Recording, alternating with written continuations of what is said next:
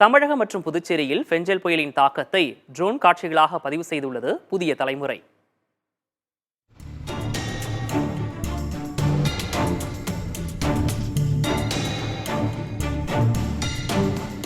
ஏரிகள் நிரம்பி முற்றிலும் தண்ணீர் சூழ்ந்து கிடக்கிறது திண்டிவனம். ஆங்காங்கே தென்படும் வீடுகள்தான் இது மனிதர்கள் வாழும் பகுதி என்பதற்கான சான்று.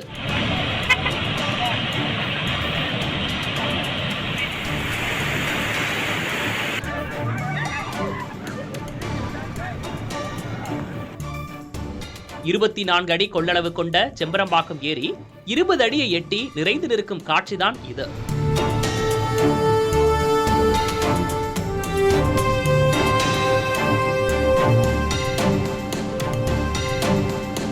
பச்சை பசேல் என்று தடுப்புகளுக்குள் அலைகளின்றி அமைதியாக நிற்கும் தண்ணீர் பரவசப்படுத்துகிறது.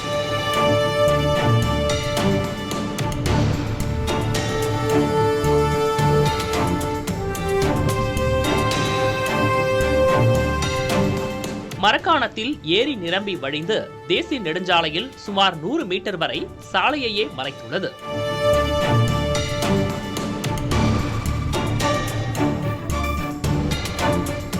காஞ்சிபுரம் மாவட்டம் மாங்காட்டில் சுமார் 300 அடி ஆழம் கொண்ட சிக்கராயன் கல்குவாரி நிரம்பி வழியும் காட்சிகள் இவை.